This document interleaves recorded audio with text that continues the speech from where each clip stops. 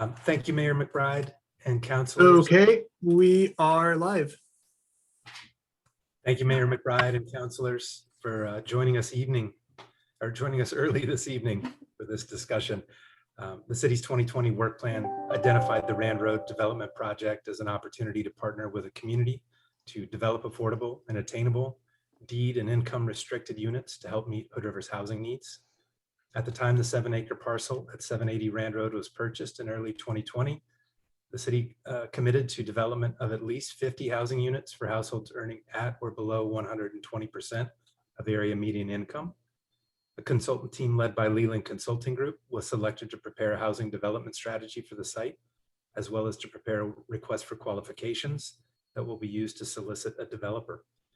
Led by Brian Vanneman of Leland in partnership with Darcy Vincent of DDV Consulting and Marcy McAnally of Herbsworks, we have a group of extremely well-qualified consultants for this project.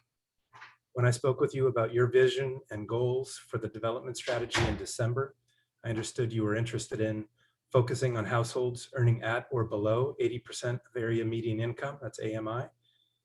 Some housing on the site for 80 to 120% AMI, resulting in a mix of rental units and below market rate owner-occupied units if feasible, as well as integrating housing with parkland and open space, stormwater treatment facilities, transit, and the surrounding neighborhood.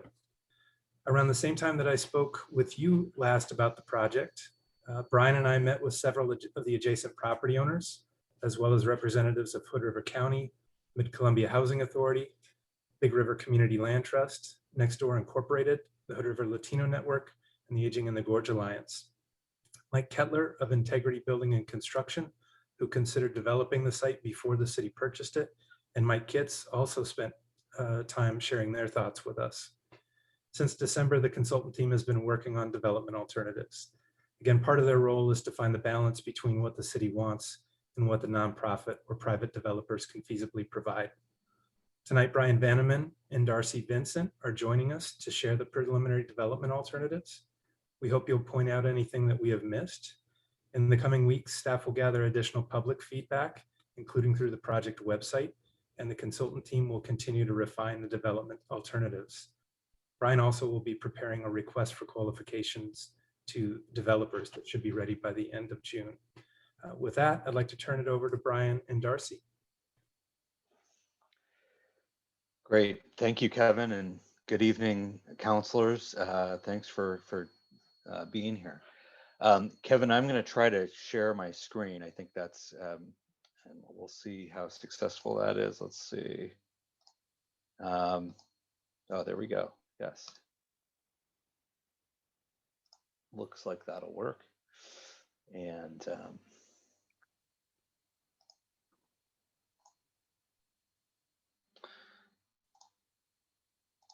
Great, thank you, Ryan. yeah. Okay. So Kevin, we can see the screen, correct? Great. Yes. Okay. Yeah. So tonight, as Kevin mentioned, I'll be the primary presenter, and I'm really glad to have Darcy Vincent here of DDV Consulting. My focus for a number of years has been on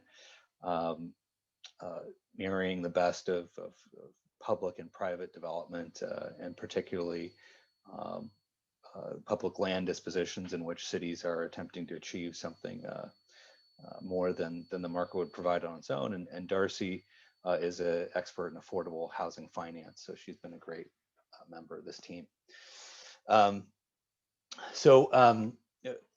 I also would say that we anticipate posting a version of this presentation, some version of this presentation on the city's website, and so that's why you'll see some information that I think you're very familiar with here. The first is just the policy context and the state of affordable housing affordability in the city of Hood River. And you can see for households that are below 100% AMI, that the percent of housing that those households can afford in the city of Hood River is expected to drop precipitously, both in the last decade and then in the coming years, for people like construction workers, nurses, police officers, dental assistants, and others. So fundamentally, this is part of the issue that we view this project trying to address. Um, the city, as you know well, purchased the 780 Rand Road site in 2020. It is about 7 acres, just a little over 7 acres, and is located here on Rand. One of the things I think there's a couple really wonderful things about this site. One is it's quite lovely, and there's great views to the north. Also, as it builds out, I think a couple things that are great attributes for it are its access quite close to Cascade, into the improved intersection that we know is planned for Cascade and Rand, and then also the many commercial services that are available within a short walk or drive from the site, groceries and many other things. So whether the housing's affordable or market rate, this is a lot of services in the area, and I think that makes it a great place to develop, particularly for affordable housing. As Kevin mentioned, he and others met with you in December, and we tried to distill what you conveyed to him down to some simple goals for the site. And we think these are really important. We anticipate showing these or some form of these to developers, partially because, as I'll say a couple of times during this presentation, we'll show you site development options, but our expectation is that what developers ultimately build for the city of Hood River will be different from what we show you tonight. But what should remain consistent is that they're always trying to deliver on these goals. So in some ways, they're the most important things. But so we understand that the primary objective is below 80% AMI housing. We presume that's rental. That's consistent with our experience. If possible, a range of incomes between 80 and 120% AMI, possible mix of rental and owner occupied housing, range of housing types, good design and quality. And then we grouped these as additional goals because they're not directly housing related, but we know these things are important to you. Integration of park and open space, integration of wetland and stormwater detention in the site, transit service or proximity to transit service if possible, making Rand Road and the crossing on Rand safe, integrating energy efficiency measures, weaving, and I think the last two are about bigger things like weaving the site into the surrounding neighborhood and making it more than just a housing site, something that's has multiple attributes and is a place. So that's a summary of the goal. So now diving into the site, here it is. Again, a little over 7 acres. And the first thing I'll mention is you can see the topographical lines. The bold lines are in units of 10 feet. So you can see that the north side of the site is the most steep. Actually, the southeast is pretty steep as well, and the south is steep with kind of a flatter part in the middle. We have a preliminary wetland determination that was conducted for this city, showing this wetland area that's about 0.2 acres, and then heritage trees shown in the dark green on the site. And then we've dashed in what could be a future wine country avenue extension across the site. This road is dashed in, does not have to be in that location. It can move around. Most of the alternatives that we'll show you tonight have it there because, at least for now, we think that makes sense as a location. It creates a four-way intersection at Rand and Sierra, and it steers clear of the wetlands that are to the south and the slopes that are to the north, but certainly it could change. So those are some site assumptions and topography. In the middle of the site, in here, we've wanted to integrate that wetland, park, and stormwater features. They're all green. They're all dealing with water to some extent. So we've seen good examples of that and think that that can be a place for greenery and recreation and playing. That's something we've brought in the middle of the site. As you'll see, here's the slopes again. We've got slopes of over 10%, 10 to 15% on the north side, 5 to 10% on the south side, and 0 to 5% in the middle. And as I'll talk about throughout this, the slope has been one factor that we've thought about in designing the site. One thing to note is that it's typically more expensive to build on a sloped site. So as I'll show later, we've concentrated the rental housing in the less sloped middle of the site, for example. So the site is currently zoned largely R1 with a little bit of R3. And we are assuming that in order to realize the alternatives we'll show tonight, that some sort of rezoning would need to occur either to R3, which seems to be the most likely, or possibly to some other zone, although R3 seems to be most likely. We did want to think about the full range of housing types here. This is by Herbsworks, who's our designer for the site, and one of their focuses is on middle housing throughout the state. So I'll show you some site plans in a second, and again, as I said before, one of our principles for rental apartments was to locate them somewhere in the middle and flat parts of the site. What I'm sure Darcy already knew, and I've learned more during this process, is that these projects, it shouldn't come as too much of a surprise, but because they're always looking to save money where possible, they often don't have dollars to pay for extraordinary site improvements, such as on slope sites.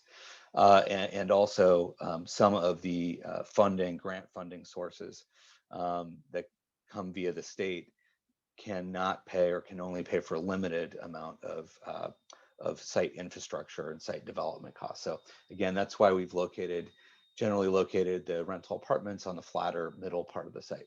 And these are some affordable rental projects here. And they're represented in blue on the site plans that I'll show in a few seconds. And then as for attached and detached homes, which we assume are owner occupied, we've located those on the more sloped parts of the site. Here are some examples. And those are represented in purple in the site drawings I'll show. And then for Wine Country Avenue, our understanding is that either the TSP or the transportation planning that's ongoing in the city will call for this street, again, wherever it is, to be a neighborhood connector street. And this is the typical neighborhood connector right of way. One of the things we've talked about and would definitely support would be having a bike lane somewhere on the north side of the site, which is the uphill side of the site. And then going south, there could be a shared lane. So bikes are traveling in the travel lane. So that's approximately what we anticipate this road would look like. So here's alternative one. And so you can see some of the common elements I've already talked about: Wine Country Avenue, wetlands, park space, stormwater management here. And then in the blue is affordable rental housing. I'll talk more about this, but we've got 4 buildings here totaling approximately 100 units. And then in detached units on the north, and then row houses on the south, we've got owner occupied. And again, our thinking there was just that if you imagine this larger building trying to put it on a steeply sloped site, we're just talking about more retaining walls, more concrete, more building up, and more earthwork, and trying to kind of get a level pad for one of these larger apartment buildings. And these owner-occupied units are kind of more nimble, more able to be fit into sloped areas. So here we've got about 25 owner-occupied units, both mostly detached with some attached. We've also, I don't think I mentioned this earlier, we've dashed in the West Side Community Trail here, crossing presumably at Rand there. And then alternative two, we one of the things we wanted to look at here is, sorry, we've got in the blue the rental housing. It's about the same. It's the same number of units, and we wanted to look at a different site configuration, possibly fronting this park with rental housing, and then see if we could fit in more attached units, which we've done here. So this totals about 45, 46 units of attached housing. We presume these would be smaller units.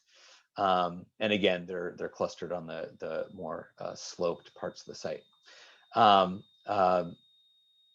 The gray in both of these is parking, and for that reason, the staff prefers alternative 1 to 2, among other reasons, which we can go over later.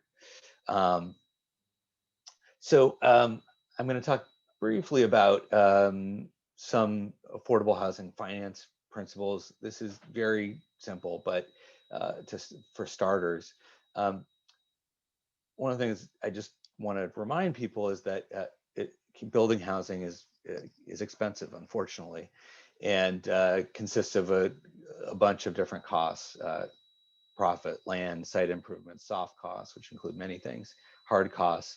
And when either nonprofit or for-profit builders are building affordable housing, typically the value of those homes when sold or rented is less than the cost to build them. And that's why we need some sort of gap financing to make that financially feasible for a developer. Looking specifically at the affordable apartments, this and the next slide list some of our assumptions. We know that the low-income housing tax credit program is the primary funding source for affordable housing, I believe nationwide, but certainly in the state of Oregon. There's two LIHTC programs, the 4% tax credits and the 9% tax credits. We're recommending the 4% tax credit program here, some of the details for that program are that the average affordability of this rental project would be 60% AMI or less. So one of the things that means is that you could have a mix of affordability levels in this rental housing project. So for example, if some are 40% AMI, you may have some others that are 80% AMI, and they all average out to be under 60% AMI, or they could all be 60% AMI. That's the requirement. Typically 4% tax credits provide about 30% of the project costs. Obviously that depends on how much the project costs. One of the things that we found through this project and this analysis is that we believe that this project at Rand Road needs to be 100 units, potentially more, in order to be financially feasible. If it drops below that, then actually the rents that are, there's not enough units to create some of the revenue that's needed for the project to be financially feasible, while you still have a lot of fixed cost of development. And Darcy can speak more to that. But that's why you see a 100-unit project in the first two, or 100 units in a variety of buildings in the first two alternatives. The 4% tax credit is not a competitive process. The state allocates the money if the project is financially feasible, and that's important because we know that some other project applications have been made in Hood River County seeking 9% tax credits, which do provide more equity funding, but also face a series of selection criteria that we think will make it tough for a project here to win.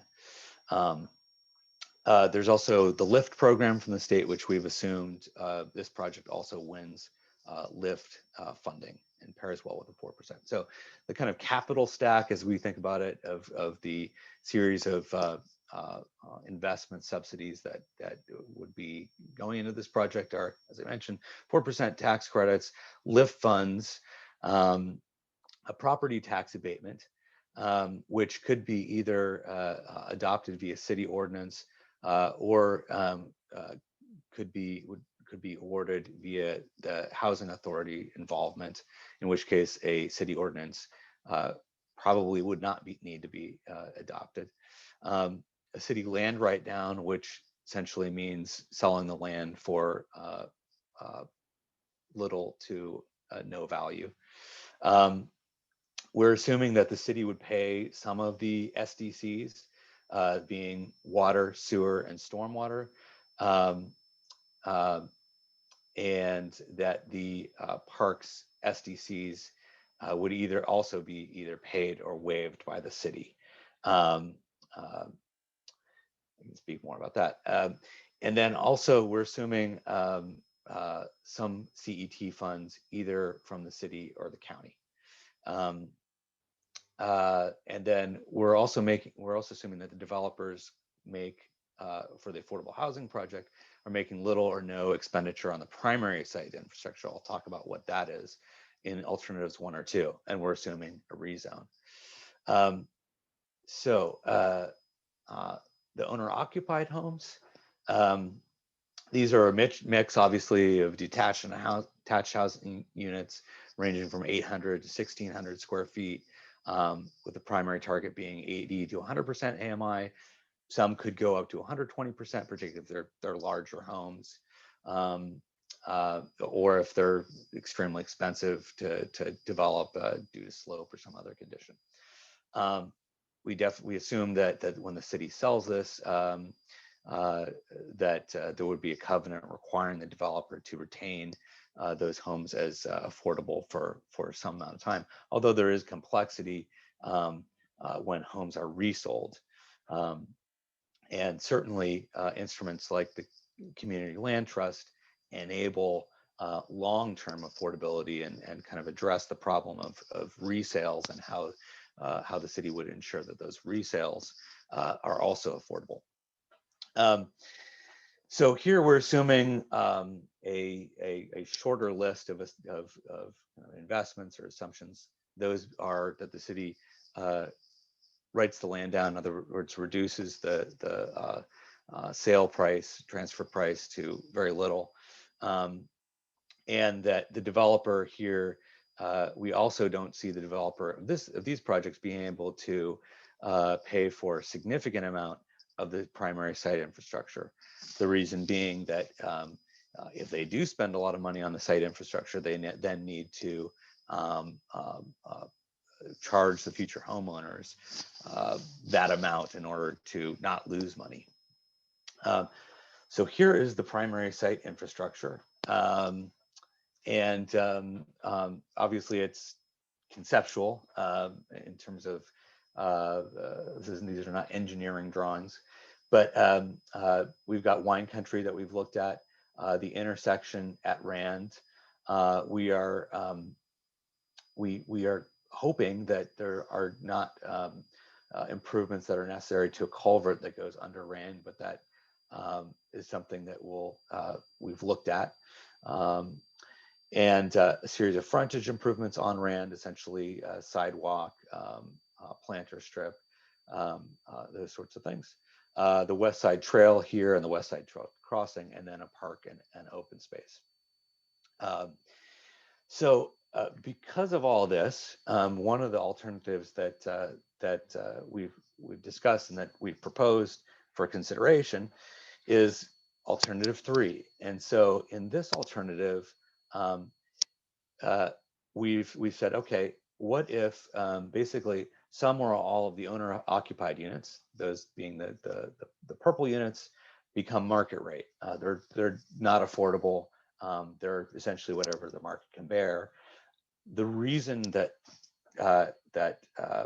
this is worth considering, at least in my view, is that the economics of that would enable that a developer of the whole site to pay for the primary site infrastructure, mostly or largely pay for this primary site infrastructure. And basically, the city would likely still sell the land for little to nothing, but in exchange for not paying for the land, the developer would build the site infrastructure that's shown on the previous slide. So there obviously are benefits, potentially, and drawbacks to this. The middle income ownership housing probably is eliminated from this site plan, but there's less of a question about how to fund the site infrastructure. So the last alternative that I'll talk about involves both the city's site and Hood River County site, which is a little less than 1,000 feet to the west, probably about 500, 600, 700 feet to the west. It's about a 2-acre site. And the county's goal with this property is to enable affordable housing as well. So we have talked, as Kevin said, to the county about somehow integrating these two sites. So alternative 4, our assumption there is that both the city and county properties are made available for development concurrently. That the county property is available for owner-occupied housing, that all the purple owner-occupied housing, both on the city's property and the county's property, they are a mix of market rate and workforce, or 80 to 120% AMI housing, but the majority, or possibly the large majority, would be market rate housing. But you would still have some middle income or workforce owner occupied housing. The city and county would both write down the land value. And in this one as well, the inclusion of market rate housing would enable developers to pay for most or all of the primary site infrastructure. I should also say, kind of going back, that it is possible that particularly in the current grant funding environment that we have from the local to the federal level, that the city could secure grant funds for some of the site infrastructure. So hopefully those alternatives are clear, and happy to go back and kind of explain them. But the staff recommendation at this point is a recommendation of alternative 4. And they've stated, and I agree, that I think a wonderful thing about this alternative is that it includes affordable rental, workforce owner-occupied, and market rate owner-occupied housing, all of which are needed, all of which the city's housing needs analyses have shown are needed in the city. And it moves the primary infrastructure responsibility to the developer. Again, because the market rate housing creates the capacity for developers to pay for land or infrastructure, potentially both. And so that's, at this point, the recommended alternative. Staff has also said that alternative 1 is acceptable. Staff likes that site plan better. And also, obviously, it includes a significant amount of affordable rental and workforce owner-occupied housing. And hopefully, the city could secure grant funds for some or potentially all of the primary site infrastructure, or pay for that site infrastructure through systems development fee in credits or other sources, CET funds that are not expended on the site itself. The developer RFQ, request for qualifications or solicitation, both the staff and our recommendation is that we would actually show all of these alternatives in the developer request for qualifications, identify alternative 4 as recommended. And the reason to show multiple alternatives is, for one, to show our thought process and show your thought process, but also because, again, we don't believe, I don't believe that developers will build exactly what we've shown. Our hope was we're giving them and you information about expectations and due diligence on the site. But by showing multiple alternatives, we send a message that there's not one right answer, you must build this, but rather there's a range of alternatives, and we're encouraging their creativity to take pieces of what we show, propose alternatives of their own, et cetera. To just recap where we are in this process, we're working on the housing development strategy now, and we'll be preparing a developer request for qualifications in June, in the coming months. And our next steps are, as Kevin mentioned, to solicit public input by putting this information on the city's website, working with the county and other key stakeholders, and then in the summer, release the request for qualifications, potentially to prepare for rezoning at that time. In any case, as I said, we do anticipate the site would need to be rezoned. And then in subsequent phases, after you receive submittals from developers, you would select the preferred developer, negotiate an agreement or agreements to put various requirements on them for what they need to deliver. And it also, as we talked about, could include city roles and responsibilities, whether that's specific infrastructure pieces or rezoning or other things that I'm not thinking of right now.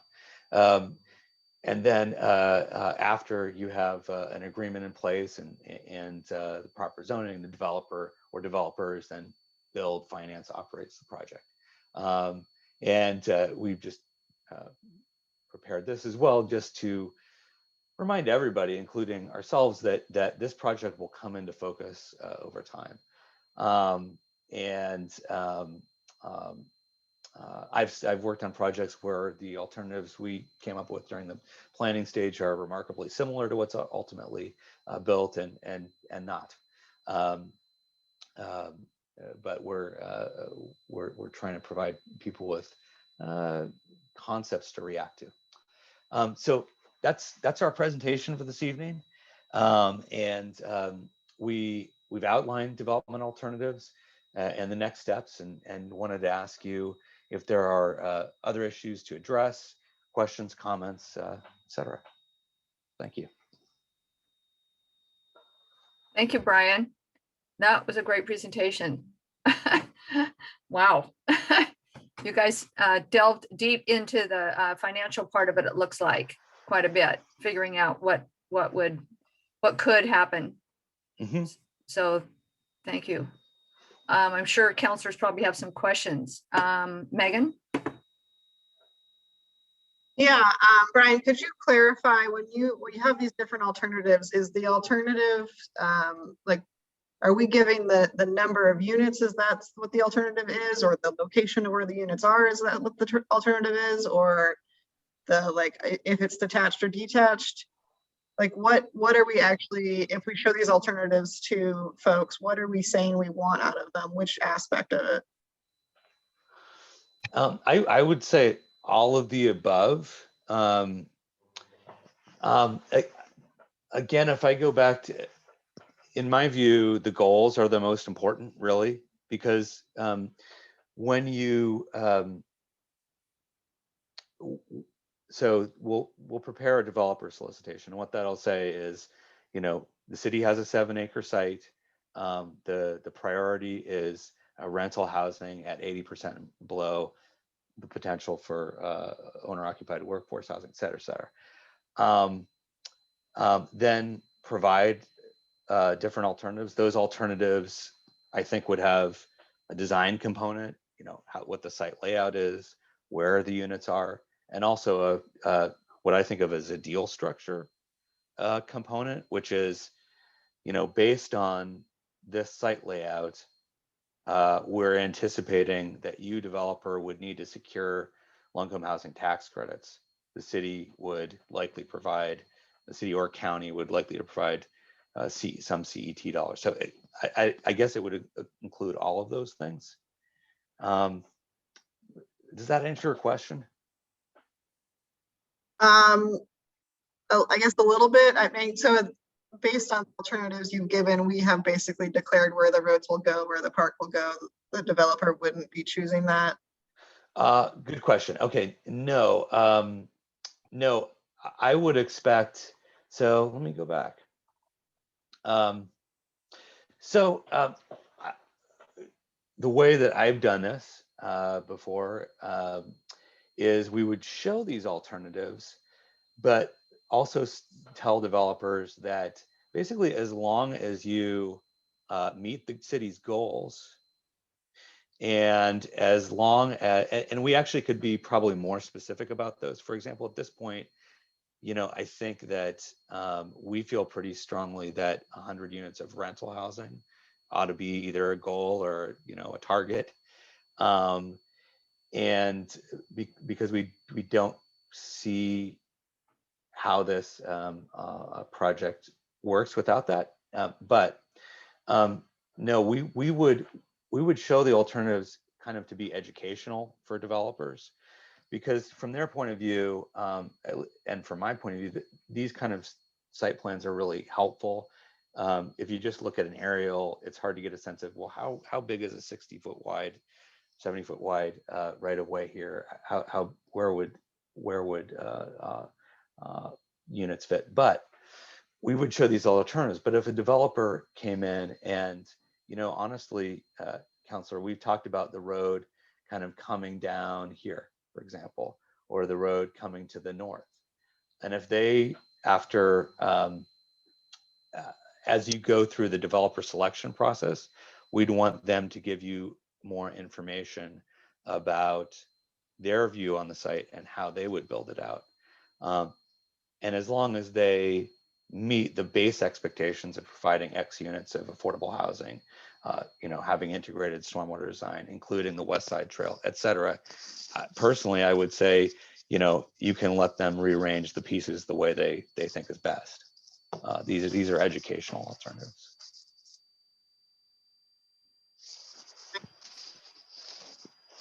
Others have questions? Jessica and then Eric. Thank you. I wasn't clear. What's the big benefit between alternative 3 and alternative 4? Is it that we would be able to include more 80 to 120% homes if we did alternative 4? That's correct. Yes, by bringing in the county's land, you can do all 3 of these housing types that I've talked about. You can, yeah, and you can do some of the middle income and market rate.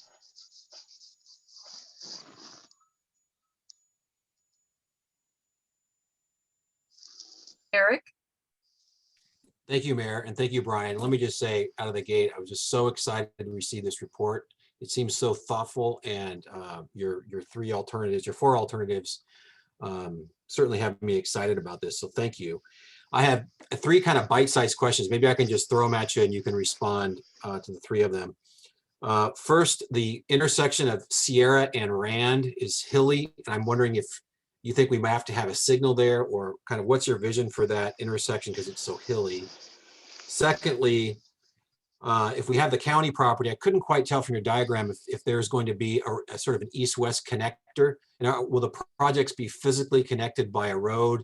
Are we going to go over that Flowtow property? I just couldn't tell if they're going to be disjointed or jointed. And then thirdly, you mentioned the wetland issue. I wondered if you have a sense of how wet is wet. Are we talking about like a swamp with mosquitoes or just wet grass? And I want to get a sense of what this park will be and how wet it will be or not be. Your pictures were beautiful, but I just wanted to align your beautiful pictures with what might be a wetter area to facilitate something like that. Okay, the first question of Wine Country Avenue and Rand. This is the intersection you were asking about, correct? Yeah. So what we've been talking about recently is a stop sign at on Wine Country Ave here, a crosswalk, potentially striped crosswalks across Rand. We've talked about, but not really, I don't think gotten really specific about potentially like median refuges that would allow, kind of a two-stage crossing. We have we've talked about, but my understanding is that a signal would not be required. That would be significantly more expensive. And Kevin may be able to say more about that, but there may also be kind of curvature, leveling, kind of a lot of earthwork required in a signalized intersection as well, from an engineering point of view, because then the cars are slowing down, stopping, etc. So, Kevin. Thank you, Brian, and thank you, Councillor Haney. I would agree with that. Councillor Haney, at this point, things being somewhat conceptual, we have the direction we've given to Brian is to not anticipate a signalized intersection at that location, but presumably in association with a development proposal, we would see a traffic impact analysis. Traffic engineer would look at issues like sight distance, speeds, and maybe make some recommendations for something that we're not thinking about at this time. But again, at the moment, not looking at a signal at that location. The second issue raised is how do these two properties relate to each other? Are they connected? And the answer there is another resounding, well, we don't know. No, no, not to be flippant, we have talked about that, looked into it, and thought about it quite a lot. We know that the von Flowtow family is actively planning their properties here, but we also don't have a final understanding of their preferred site layout. You can see here, what you see here is the way that the site was plotted by the von Flowtow family some years ago. But we don't know if basically they've looked at other alternative. The intent at that time was that these would be roads, but they have since looked at various other ways to lay out the site, and so we don't know exactly where the road would be. We've taken a cue from that by running Wine Country Avenue straight across here. And the other thing I didn't mention is, this is really the flattest part of Rand where we've connected to. So we do like that connection. But we do think there's a benefit to thinking about these properties together. And the county's property could ultimately be connected to the city's property, or it could just take access off of Mount Adams this way. But that's something we want to keep talking to the county about. And then your question about the the park and the wetlands. It's been, I was last on the site in December, you know, at that, what we've tried to show, you can see the wetland here. So there is still room to have, you know, sites that are not wet and are raised out of the wetlands near the road or over here. That's one of the things I'd like to. We do have some time to kind of refine these in the next month or two.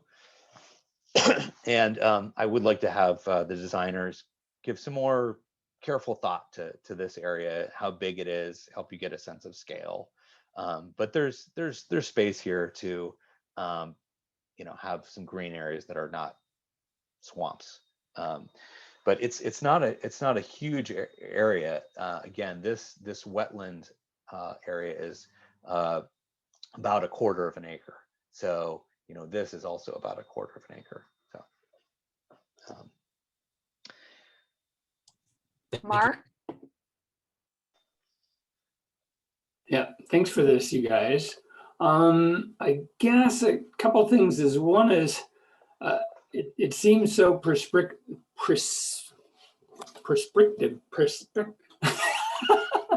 It seems like you're telling them where to put buildings, and I think that takes, I know what you said, but it takes away from any kind of a flowy, use the landform kind of design in my head anyway. Two is you pick the route for wine country to run over the maximum number of old oaks, and I would really love to see us, you know, like you said, bend it a little to the north or a little to the south on the west end. And then third is, you know, we use CET to buy this land, and it was certainly my understanding that that is the huge investment that's going to make this work. And to say that there's significant other city investments in dollars is I don't know, sort of, it's something we haven't talked about. So, you know, I don't know that I'm not comfortable yet telling the prospective developers that, yeah, in addition to this free land, here's a whole bunch of money that, you know, and roads and stuff. So I don't think we've talked about that yet. And then lastly, has the county actually been talked to about including their property in the math here? we have talked to the county.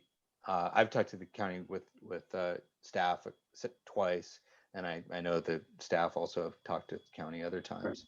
And yes, they're at least at a conceptual level are want to their goal in purchasing the property was to see affordable housing developed on the property, or, you know, using the property for that. So yes. Cool. And have they taught, I mean, if the county property and the city property were adjacent, that makes it feel like one development is possible to me versus just separate lots with a road, you know, on a road.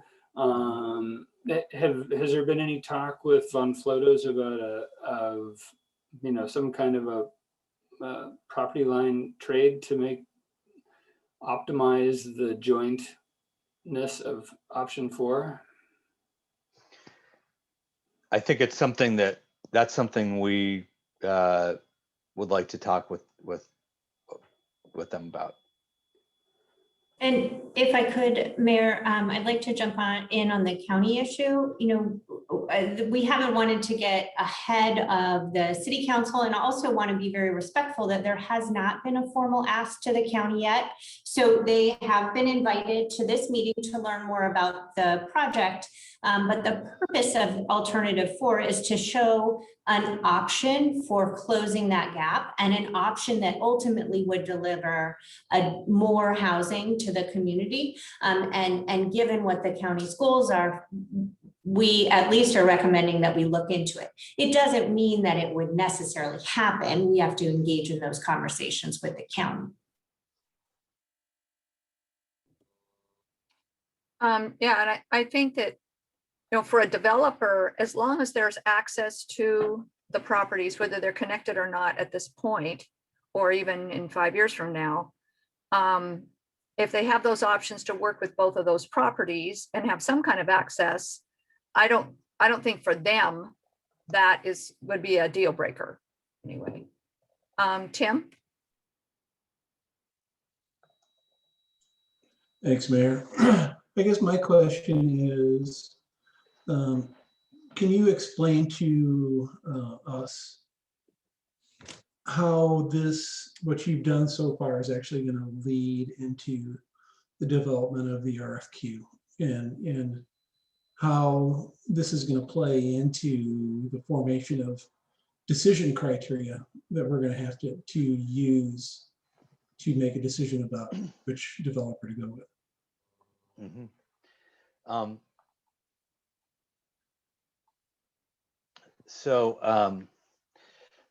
The process that, Counselor, that I've seen be most successful is what I think of as a two-stage process, where the first stage is a developer request for qualifications. And, that's intended to be simple for developers to put together. And so qualifications means who are the principals of the development firm, as well as your designers, engineers, other key people. What projects have you developed in the past that are similar to this? And 1 page or 2 page letter that lets you know why they're excited about this site, what their general vision is. The point of making it simple is that developers are busy, and the most successful developers are the busiest. And so you hopefully get numerous submittals. And so then you have a large list. You have hopefully 5 or even 10 different submittals. You look at those, and from that you choose, usually I think 3 is a good number, that appear to be the most qualified, understand what you're looking for, and you do a request for proposals from them. And you don't want to be, you want to be direct to the first stage as well, but at that point then you say, okay, now you're a finalist, so now give us a specific proposal for this site that includes a site design, some basic deal points, any findings of their due diligence process they would present to you. In terms of the criteria, I think I would go back to this list.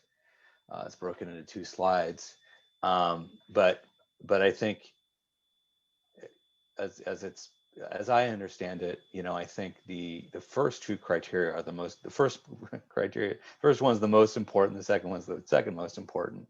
And I'd want to, and we want to let developers know that, but then particularly in the proposal stage, they would be giving you specific information. Here's my site plan, and here's the number of affordable rental housing units I think I can provide, et cetera. So, hopefully that, and then after that, you would choose a preferred developer, but there's always the chance that you can't reach a final deal with that preferred developer.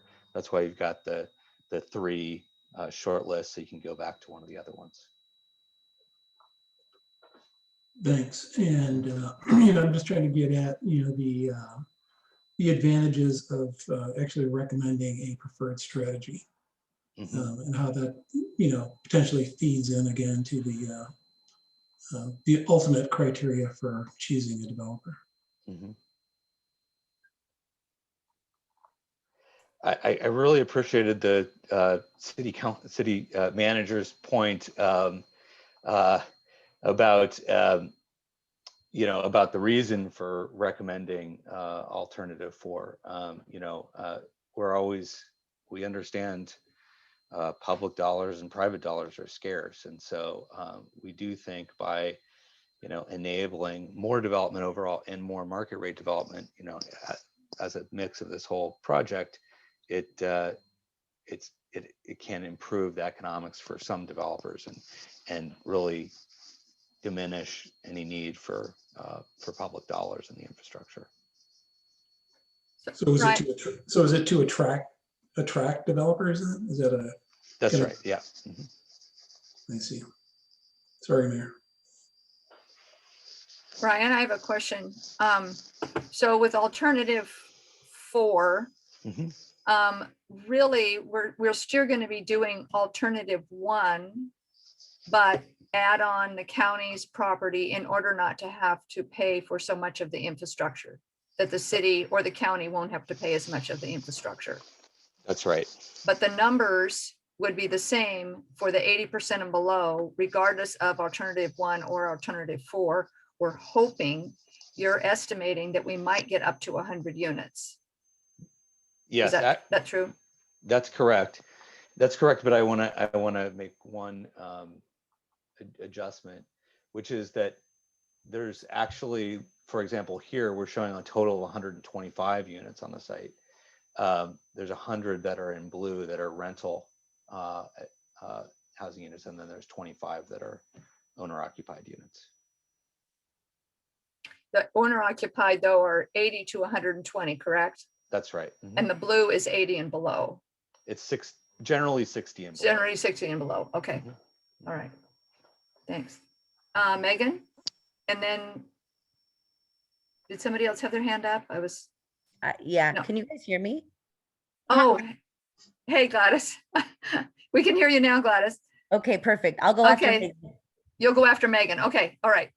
Go ahead, Megan. Okay, I guess 2 financial questions. So when you had talked about gap financing, this is jumping back kind of to Mark's question of, there's other CEP funds or SDCs are waived. Is that just so that the developer is not paying these primary infrastructure costs, or is that above and beyond that of we need to pay for infrastructure and all of these other financial things are needed to make the project work beyond just land donation?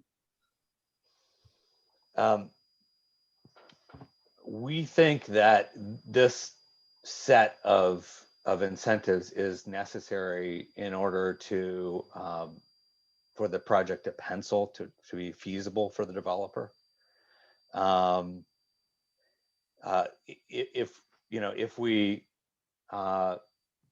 If we take out one of these pieces, then we think the developer will need to go fundraise for a comparable amount. So the city, in order to get any of this, the city needs to do property tax abatement, give them the land, pay down SDCs, provide other CET money, and for the infrastructure in some form. Yes. And that's even with the market rate houses. With the market rate, this bullet goes away. And the others remain. Brian, Yeah. Would it be accurate to say that these are not exact, right? We have added some, taken some away. We've talked about various iterations. So we're really not going to know until we move further along in the project. Is that accurate? Well, particularly, it's accurate. And particularly when you look at this, for example, we don't know exactly what this park and open space looks like. We don't know exactly what this intersection looks like. And even to say exactly is probably too precise. So yes, so there are variables here. I do think this is accurate in the general terms. Darcy and I have both worked on a lot of development projects, and this is the way things look. But through a competitive process of seeking developers, you will hopefully create competition and some competitive proposals in which we would hope those developers would be incentivized to offer more to the city or offer somewhat better terms. And Brian, if I may, Sure. under the feasibility analyses that I did, we ended up with a pro forma that showed about $500,000 of CET from either the county or the city. So I mean, that's not such a sizable amount that it might not be completely reduced by, market changes over the next 12 to 18 months related to interest rates, demand, and pricing for tax credits. So there are a lot of variables there too. Talk about tax abatement a little bit. What does that actually mean? So what that means is, particularly on the affordable rental projects, that these 100 units are not paying property taxes for the lifetime of the project. Darcy, you want to talk about the duration typically? Yeah, I mean, typically, if a city ordinance doesn't exist, in a lot of municipalities, there is a city ordinance that says specifically that affordable housing can request real estate tax abatement, either for the entirety of the project or for the first 10 years of the project's existence.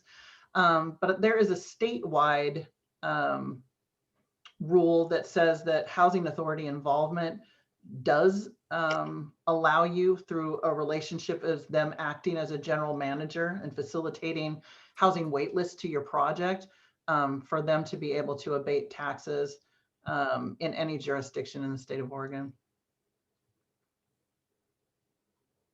And Darcy, please correct me if I'm wrong, but my impression is that most affordable housing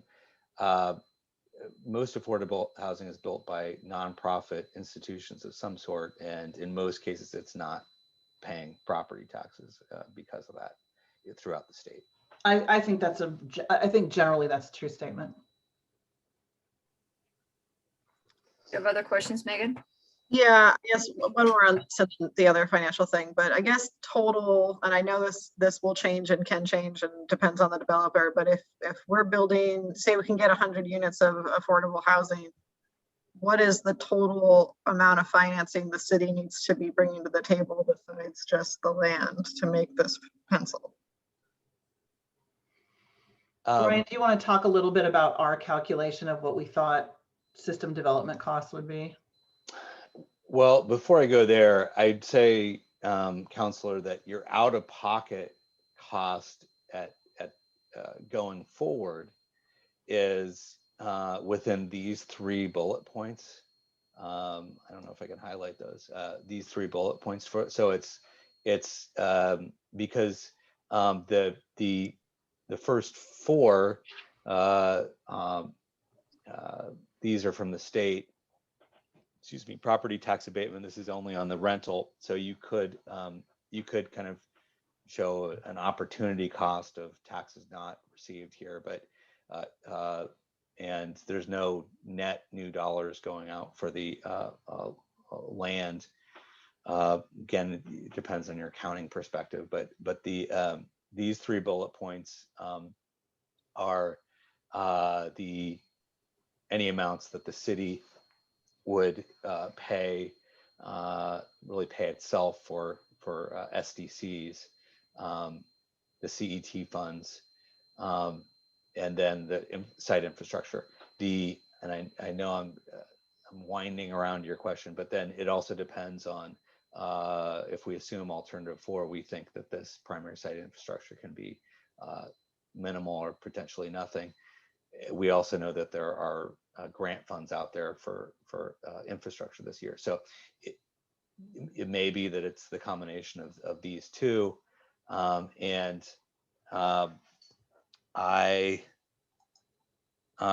preference would be to get you a figure on that rather than give you one right now.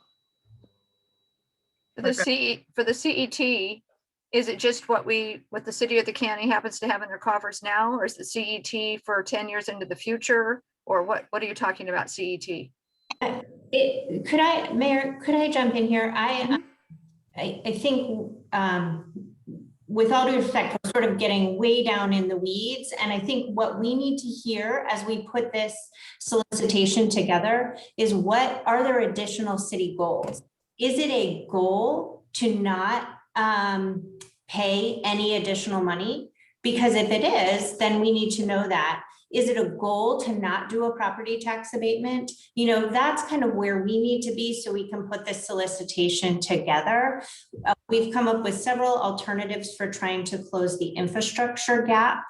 As you heard Darcy say, the CET funds may or may not be required. It sort of depends on what happens with the county property. So there's just so many unknowns. So my suggestion would be, you know, if there are goals, and I hear quite a bit of trepidation around this, if there are goals beyond what we've outlined, it would be very helpful to understand what those are. Okay, I'm gonna let Gladys speak. She hasn't spoken yet and might have a question. And then I've got an idea how we can go forward here. So Gladys? Thank you, Mayor. Thank you, Brian, Darcy, and city staff. As a goal, and this is just a question, because we are talking about money, potentially the housing authority being involved, at what point in the conversation do we bring them on, including potentially a land trust, or do we have to state that as a council to be one of the goals in this project?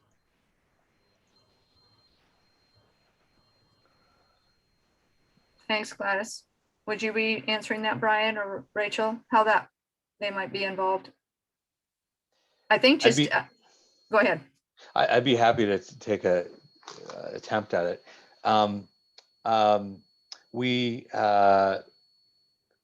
So going back to the request for qualifications format, I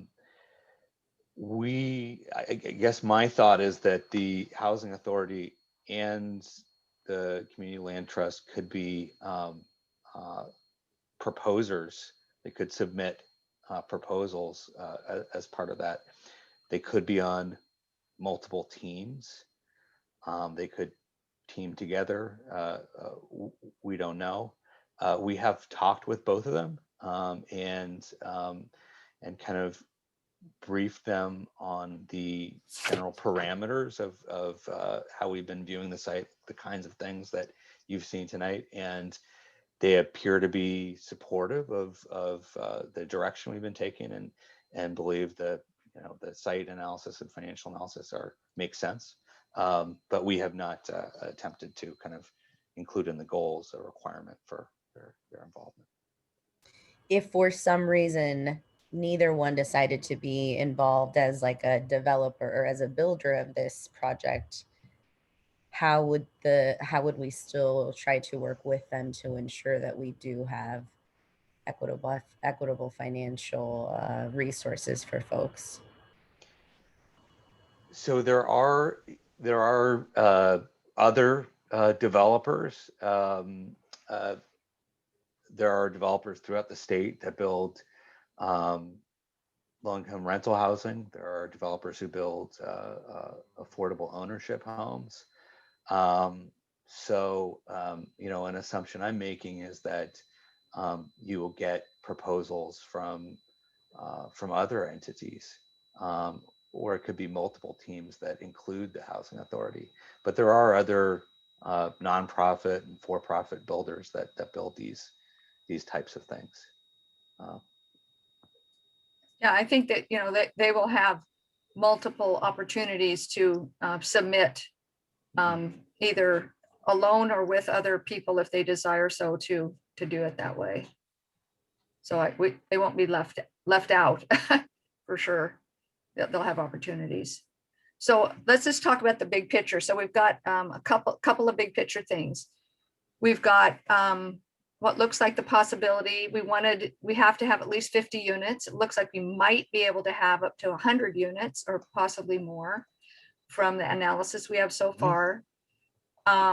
We have some units that could be 80 to 100. We also have the county property that if added in, and if some market rate is added in, might be able to pay for this infrastructure that is fairly expensive, several different things. So I guess the question is, and as you've stated here, Brian, that these entities that give us the RFQs, we're going to ask them for more than one proposal, so to speak. They'll be open to do whatever. But I guess the question is, what do we want to do? I mean, this is costing more than we thought maybe it would.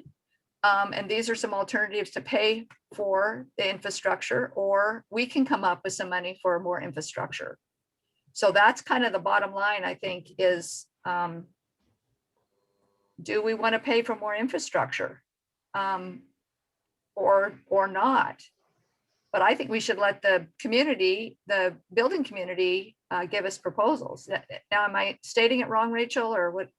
Mayor, the only thing I would add is that what we would plan to do is move forward with the request for qualifications at this point.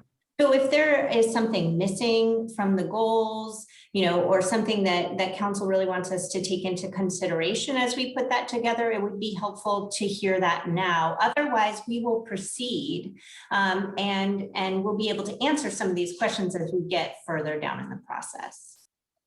Okay, great. Jessica, did you have a question or a comment? Yeah, I was just gonna say what Rachel said is I feel like we don't know enough. What we need to just do is do the RFQ. And the question is, do we need to add any more statements to the goals so that we can get it out the door? I don't have any more statements to add to the goals. The only thing I have to add is, we want the units to be energy efficient. And I imagine there's a possibility that some of the units that might have 20, 25, 30 in an apartment building might have a community room.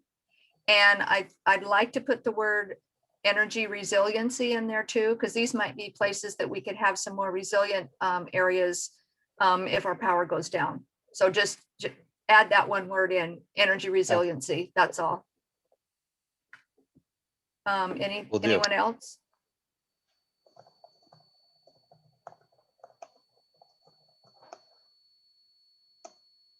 No one else?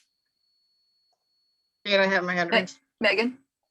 Yeah, I guess I don't know if it's a goal, but of the alternatives, the general of alternative 4, including the county lot, I'm on board for, but I would, if we're talking about 1 or 2 becomes alternative 4, like I'd rather have more middle income housing in the alternative 2 than alternative 1. So I guess I'd rather alternative 4 become 2.A or whatever, Okay. instead of 1.A. You'd rather say that first? You'd like to have alternative 2 than 1? Is that what you said? Alternative 4 is basically alternative 1, but with some market rate. But alternative 2 allowed for, I think, almost double the amount of 80 to 120, which some of it would come market rate with alternative 4. But I don't know why we're setting ourselves up for a lower amount of either middle income or market rate with our alternative preference. I think one of the, and maybe Brian, you could go back to it, but Yeah. one of the downfalls I think to alternative 2 is that you ended up with big swaths of surface parking, which is conceivably really unattractive. Right, but you've also talked about that these blocks on the thing are not what someone actually is going to do. So should we be preemptively saying you would do this ugly, but we don't want it? Well, you have to, the land constrains what you can do, and you do have to have 1.5 parking spaces per unit. So it just depends how you lay it out.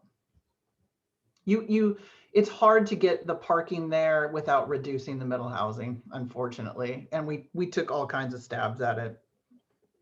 So the reason there's more gray in big parking lots, this big gray area for the parking lots, is because you have more units there. So you've got to have more gray space somewhere for parking. Okay. But I mean, and as the group has said, you know, we've just done these conceptually. Someone may come up with a third option that provides the affordable rental housing that the city is wanting, and also the middle housing in a larger number. I guess I'd just like to say, I mean, noted Councillor Saunders, that, I mean, I think the point that we're trying to make was alternative 1 has fewer owner occupied units. Alternative 2 has more. All things equal, you prefer more. Yeah. Yeah. And I think those are stated in our first 2 goals too. You know, this is what we want the most of. This is the second goal, most important. So I think those will come through in the RFQ. Right, well, I guess so our goals say that, but our preferences say otherwise, so. If it's council consensus, we could change the goal to somehow say, you know, maximize the number of units on the site. If that's the council consensus, regardless of, you know, impact to other things such as parking. There could be, you know, we could be looking at bigger buildings. There could be other ways to maximize. Brian, yeah, I may be speaking out of turn, so go ahead. But again, I think figuring out those goals is really important. Personally, I thought the goals were stated pretty well, just because the first goal is 80% or below. Brian has stated that a lot of these are going to be 60% or below in order to get the additional funding we need. I don't want to compromise making a park smaller. And, you know, huge parking lots don't seem desirable to me either. And I want as many units as we can, but I don't want the whole thing to look like a parking lot either. So I don't really prefer to change the goals, but what do others think? Okay, Jessica's shaking her head.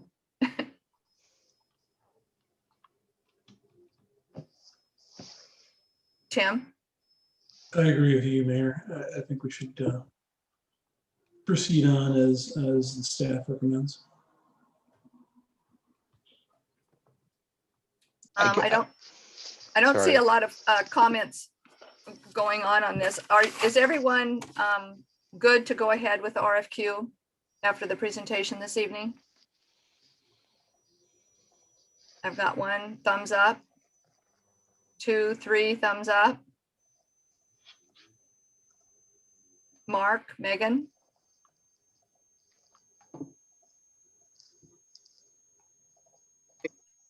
You're not coming through, Megan. Can you hear me now? Now I can hear you. Yep. Yeah, I don't feel like I'm super confident I know what we're doing, but if the next step is basically do this to get more information, then yeah, I'm comfortable moving forward. But I think that's what we're doing. okay. Gladys? But I have a question. So even if we did state maximize the number of units, just to add it in there, it doesn't necessarily mean that the proposals that are going to come in are all maxed out or at the highest amount of units that could potentially be on the site.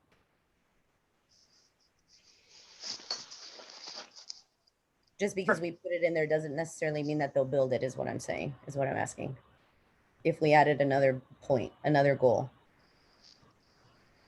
Brian, what do you think that would do to the RFQ or RFP?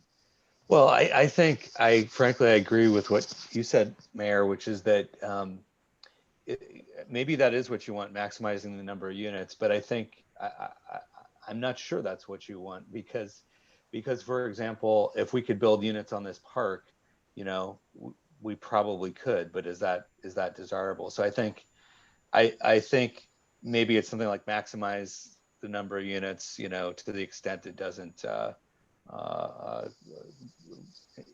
prevent the project from achieving other goals. That's my view. That you'll have some choices like between park space and units, and those are difficult to iron out at this stage, and you ultimately will be negotiating with the developer, and you'll be able to kind of hopefully get to the fine points of deciding between how much park space, how many units at that stage. But we can certainly indicate that, you know, more units, that the city prefers more units, affordable units to less affordable units. That's clear. I also would just say, I think what's really clear and what we didn't include in the goals is just that fiscal prudence is important, and to the extent possible to limit the city's investment is important. So we could include that too.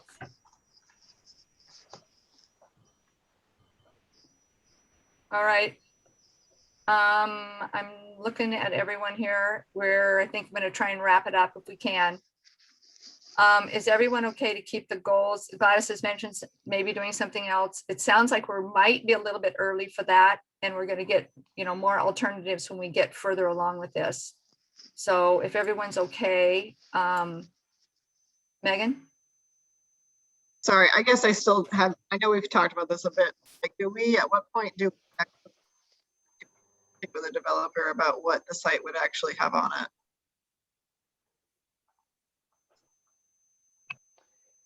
So what I would recommend, the process I've gone through before, is that in the summer, you release a developer RFQ, you receive submittals there.